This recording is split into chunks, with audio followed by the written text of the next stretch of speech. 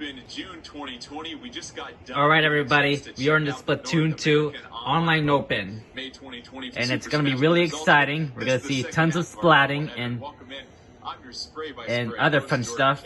And let's see who these two commentators are. Call her the third Squid sister. It's Ashley Esqueda. Ashley, how you doing? Okay, her name is Ashley, Things are and I don't know who this guy is. For those albums. I'm the unspoken Squid sister that no one talks about, but I write all the songs. It's very important work. And he goes by 9, but he's a 10 in my book. 9, you excited for the action that we have here today? I see you're just setting me up his name is 9? Yes, Jordan, I am very excited. Like you said, some of the biggest turnout we've had, down to just 4 teams, and I know that they're going to put on a great show for us today. Well, as you mentioned, these are the top Ashley Esqueda. Out of 725 so that's her name. entries, and if you look at the past tournaments that we've had before, one of the largest accumulations of teams that signed up, and so these truly are 4 of the best teams here, and they'll be fighting for a lot today, splatting for a lot today. The winning team, each member, will get a digital download for Super Smash Bros. Ultimate, ARMS, and of course Mario Tennis Aces, but there's more to it than just that, Ashley. Oh yeah, of course. They'll also earn my undying respect.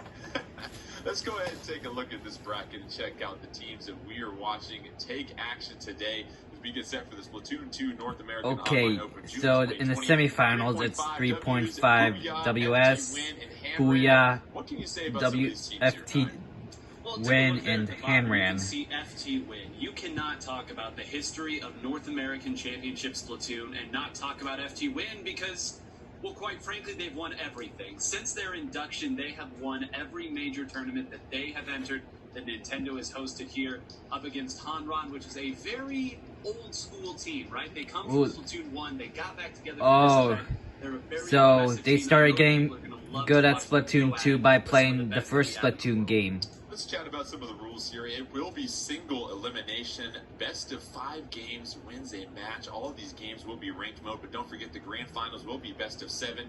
In the semifinals, you'll see Game 1, Rainmaker, Game 2, Tower Control, Game 3, Splat Zones, and if Game 4 and 5 are necessary, more Tower Control and Rainmaker. You see the maps as well, too. We'll break those down as we land on those maps. But Ashley, when you look at ranked modes, it seems like communication is something that always seems to stand out when you look at these high-level teams.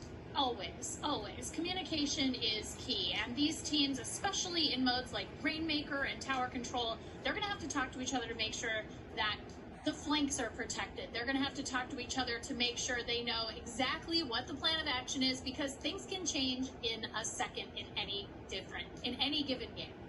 And 9, we've been playing a lot of ranked mode, and you, let's be honest, have been carrying me around in the baby pouch as we continue to get some victories here.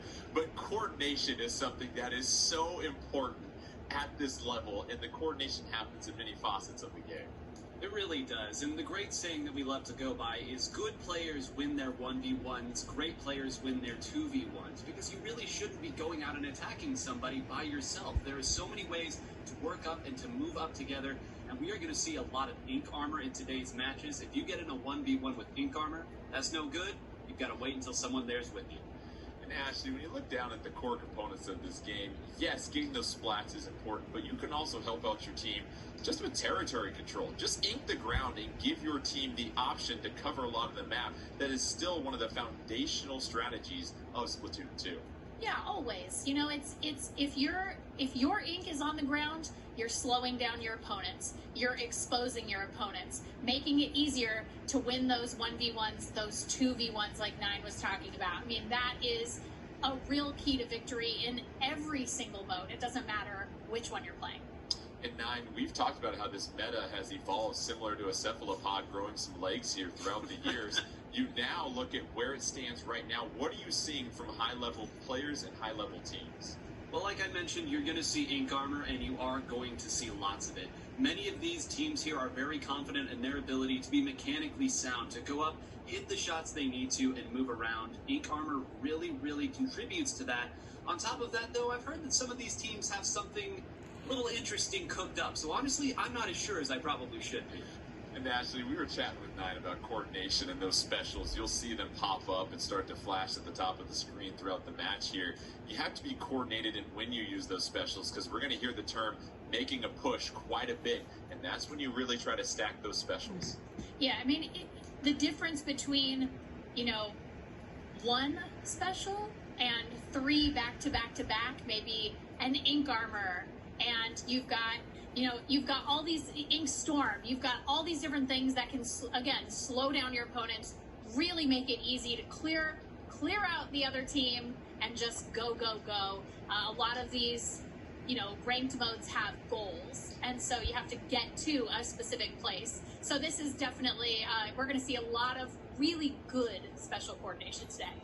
And 9, the loadouts are so important, and you'll be calling these out as we start each game here. Teams have a balanced attack. Man, I'm getting really excited here. I don't know on how long we're going to be talking, but I'm really excited.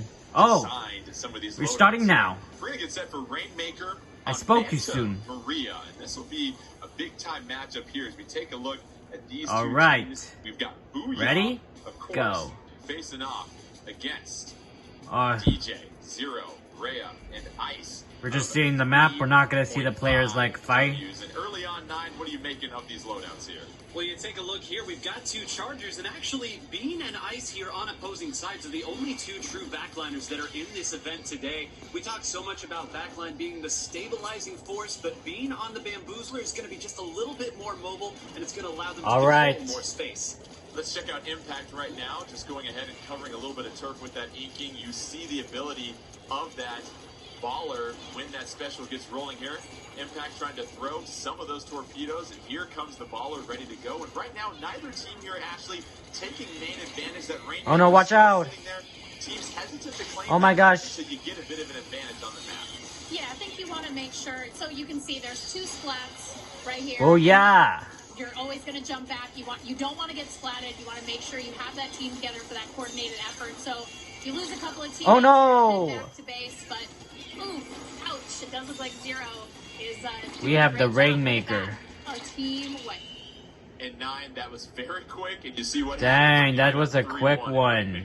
I blinked and it ended there. That was fantastic. We were talking All so right. much about being patient and waiting for your opportunity to push, waiting until 2 go down, taking it on that far right side, and then staggering the attack right there. Look at that. Only 1 pick there on the bottom. That means only 1 person got splatted there for 3.5 dubs. That's about as clean as you can get at this level. Yeah, and actually, it still helps to stay alive and stay on the map here at this point, because when you do that, you're covering more territory. That was a quick match. Saw that back and forth for a little bit, and 3.5s really just waiting for that opportunity to have the advantage on the map. And when they did, it really didn't take much work. We were watching that point of view from Impact, and when your last backline person eats a splat bomb like that, you're going to be in trouble. Yeah, it's a big ouch, and that's the ouch spam, right? And it's that's you always got to be ready for that.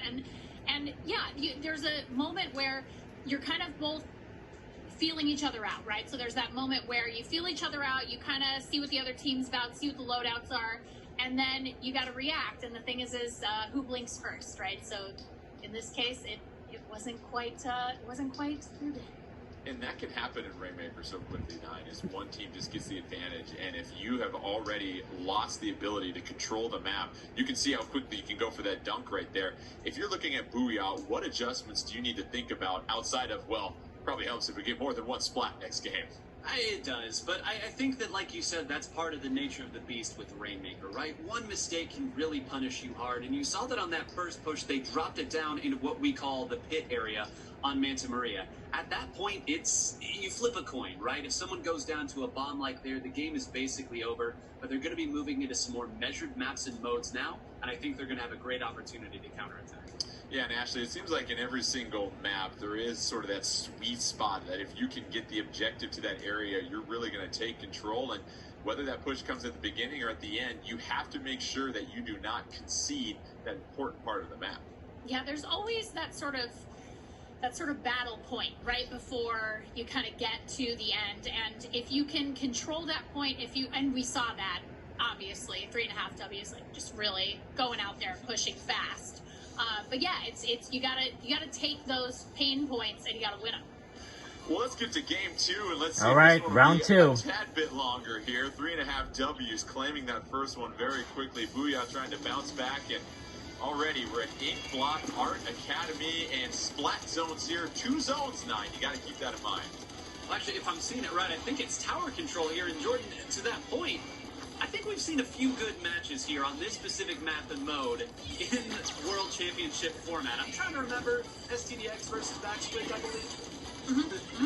And you're absolutely right. The tower control here, we've seen those splat zones before that we've enjoyed in the past, but the tower control, as we mentioned, already in control. Booyah hopping on it first right now. And speaking of which, here comes that Booyah bomb. And it's so important here, Ashley, to get to these checkpoints and to hold Oh my things gosh. Yeah, and the one thing about Splatoon 2 is you have to hold these Booyah is checkpoints going for strong. 10 seconds. You have It's to covering actually all up. stay still, which is very covering difficult in the Splatoon. arena You wanna all always over be with moving in things. Splatoon. It's that one time where you have to kind of keep the tower still, but, you know, survive. So it can be a really tough thing to hold those checkpoints, but it looks like they're doing a really good job of it. So far, Booyah with the early advantage, but Impact once again getting splatted, and now it's a 4-2 advantage on the map with a special ready to go here, 9. It is an ice right there on the Chargers. What really saved them, you saw what looked like a pretty good opening push. They had solid control of that left elbow area, but one shot from the Chargers can completely change it. Now Zero is pushed up here using one of his tried and true weapons here, the Kensa Splattershot Pro. He's pushing in as fast as he can. They sense blood in the water. And you see already Zero getting a critical splat, and they continue to have the squid advantage on the map, now pushing towards checkpoint number 2.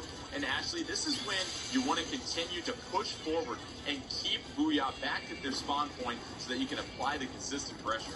Yeah, they're definitely doing a really great job of keeping Booyah away from those flank points.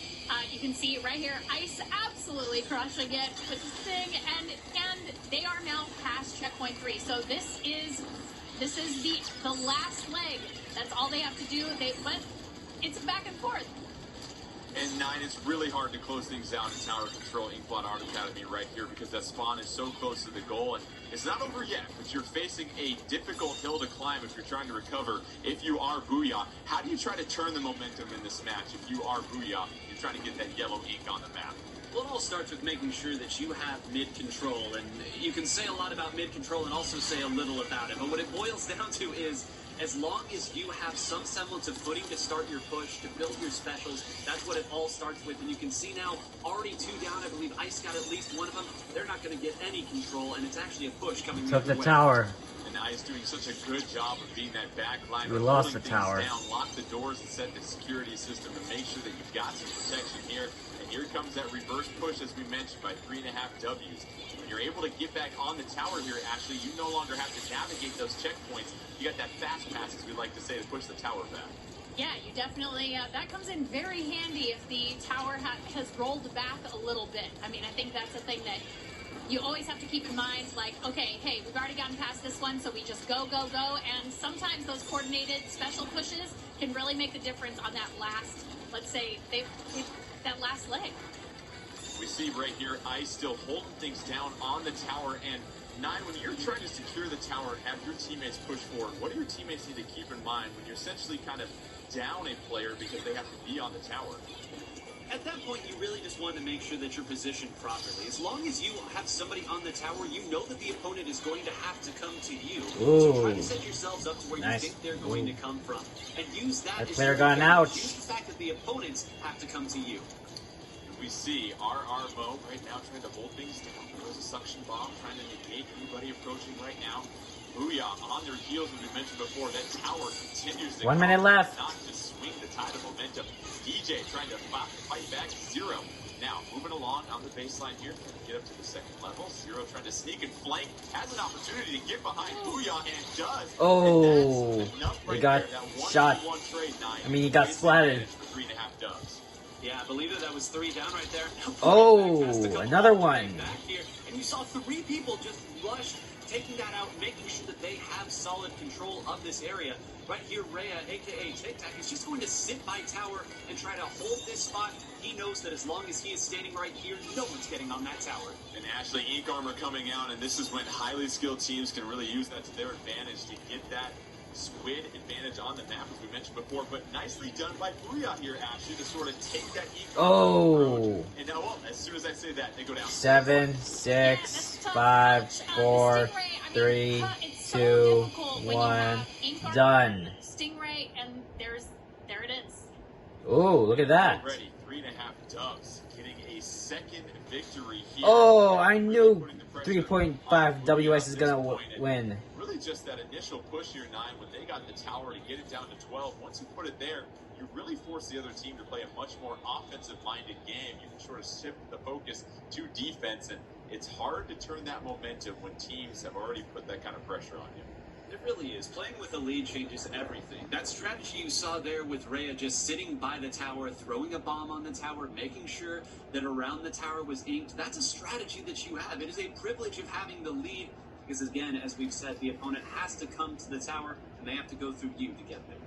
So already 3.5 dubs of 2-0 on the games. Up next, we will have, of course, our splat zones on Starfish main stage. We finally get to the splat zones I'm excited for here at 9. But Ashley, as we shift the focus to splat zones, it changes the strategy here a little bit because we've talked about how important it is to get that first initial control of the zone in splat zones. Yeah, so 9 was just saying with tower control, when you're in the lead, when you have the tower, your opponents have to come to you. And in splat zones, it is an entirely different scenario where you have these fixed locations. Your opponents and you are going to the same place. There's constant 1v1s, 2v1s. There's just these really great battles that we see in splat zones. And going back to the splat zones here, 9, we've talked about it where, yes, you want to be able to claim it. But then once you have the zone, what is the team's focus at that point to make sure that you can hang on to it? You never want to let the opponent build up their specials because anybody can build up 4 specials on their team, throw them all at the zone, flip the zone, and stop your timer. So what you're really going to see here is that these players are going to be moving up and putting the pressure on their opponent, even in what is considered a more stationary mode. Round 3. It's in Starfish main stage, and Ashley, we see one zone, and it's on the main stage, and that is clearly where you want to control things. But then you do have to push beyond that once you control it. You can't just get the zone, kick back, relax, and have a sip of lemonade and expect to get this victory here. I mean, I wish it was that easy. That would be really nice, right? But you can see already we're seeing, these teams are able to build specials so quickly. And in that last game, you've got 3.5 W's able to build up those ink armors so incredibly quick. But look at Booyah taking that splat zone first. Booyah on the yellow, 3.5 W's in the purple or blue, however you want to see it. And now it's Booyah taking the early advantage here, 9. And now what do they have to do against 3.5 W's to make sure they can try and steal a game here? Well, we've set it up to where, again, they do have to push forward. But I think that Dean, who we're on right here, this is going to be watch out, watch out. Show her stuff and gets taken down by some Tenta missiles. You saw right there, she had her bomb rush out. And dang. Also was going to be the weapon that could force people. They're going hard on them. We see it so often. One rogue bomb can completely change the dynamic of a push.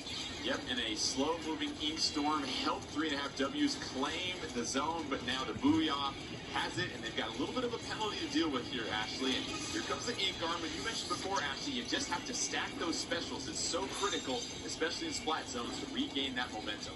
Yeah, communication is key here because you all want to make sure you're coordinating in a way that is not wasting a special, right? So if you've got a couple of ink armors, you don't want to use them at the same time. You might say, okay, let's use one, let's use 2 back to back. Or you might say, let's just save one, let's hold on to it. You can see Ice back there, just waiting, just holding on to that special. We saw DJ land into the action, ready to play another track here. And now 3.5 W's has taken control here, 9. And we saw that their ability to get the squid advantage on the map. But here comes that onslaught of specials, as we talked about before. And they've held through it all here. The ball is going to be the last one, and it will be just enough. But I want to note again, that took all of their specials to get the zone. They're going to need to take a couple people out here as well. Because look at that. They went 3 down with all those specials. They're going to lose the zone very quickly here. And again, it just doesn't seem like they're able to find... Wow, look at 3... Booyah, look at 3.5s. Get the job done. So now it is their ink is getting covered all over the place. Either way, at that penalty, let's see if they can push forward now. Booyah. Let's see how Booyah is doing. Special 3.5 W's, all 4 players on the map ready to go. Tenta missiles being unleashed, but you're seeing it now, actually. Booyah's getting pushed back. They can't approach the zone safely quite yet as that timer continues to tick. That timer is ticking down. It's getting very dangerous in there. Here comes the ball. Let's see if they can take it back. Oh! Okay, so took it back, but unfortunately, Impact was a victim of the take back. And sometimes, Nine, that's all you need to do is just to stop the hurting right there, create that penalty, and buy yourself some precious seconds to see if you can regain and build up some special. And it seems like Booyah starting to stabilize a little bit here. Stabilize is exactly it. You saw how quickly they went and pursued Rhea there. So often, Rhea has been sitting behind the zone and continuing to just put some ink on it, or at least keep it neutralized and allow the rest of the team to come back. But that penalty is gone now, and that's going to tick away very quickly if they can continue to hold. And now, Booyah has a chance to get a comeback just 20 seconds away. But 3.5 W's, they've got some specials ready to roll. They go ahead and seize momentum, and they regain it of the zone. And now, actually, if you are Booyah, you can't keep getting pushed back because the overall timer is now your enemy. Yeah, and also they just used 2 specials. So this is really where it counts, right? So we've got very short amount of time left. Our arm gets splat on 0. That's great. So let's see if they can actually convert a couple of specials. You can see there's a couple of them coming up here that they might be able to convert and get that point and add some more time. But Nine, there's a lot of purple in mid right now, and things are not looking good for Booyah. 3.5 Oh. just 11 seconds away from advancing to grand finals, but Booyah still trying to hold on and force some overtime. They've got a baller and a 4-2 advantage on the map right now, Nine. Credit their resiliency, but they've also got Zero back behind them there. They have to deal with that, and Zero jumps out. All that time spent looking back there might mean that some of the other members got to move up without a whole lot of opposition. This is going to be big. There's really only one more opportunity they have to convert this. And 3.5 W's trying to consolidate these specials, make one more final push. All they have to do is regain control. Oh my gosh. Oh, my video is... 10 seconds away for Booyah. Ashley, they just have to hold on. Oh no, That's my going to be internet is enough. going... And Booyah just Let's see 1 how... second away, Let's see how my... That's how close it is. If But it's... now you got to deal with the 40 Yeah, my penalty Wi-Fi's here. Actually, connected, that's a so... lot to deal with if you're a It should be fine. This 41-second penalty. I mean, it is really... Gotta man, exit the back this and out. forth there, yikes. And 9, you see how close it can get in Splats. 1 second away. Oh... Booyah Look at that. taking Good this guy. game. Booyah 3.5 got a W's. close They do call. enough at the end, and they advance on a 3-0 sweep to grand finals. Fantastic play there at the end, and really credit Booyah for finding their footing in that last game. And Ashley, you said something at the top of the show that I want to highlight. You talked about watching your flanks. Right there at the very end, DJ on that tri-slosher came around the left flank, and that really was the last-ditch effort right there. Attacking from that side. If it doesn't work, we lose, but it's our only chance. It did work, and at the end, you saw Zero come around from the other flank, and that's what it looks like when teams are coordinated in all facets of the map. Yeah, it's just so fun to watch teams like this play. Yeah, so 3.5 W's getting the 3-0 sweep. Let's see if we have that updated bracket right now to show you who will advance to grand finals, because up next we're going to have FT win against Hanrin. And you look at both of these teams here, 9, and one has been very dominant and one has been old school, as you mentioned earlier. Alright everybody, I'm I think a lot gonna of people stop the look at camera Hanrin, here they and then remember what they film were the next capable of video. Back in Splatoon 1, this is a run and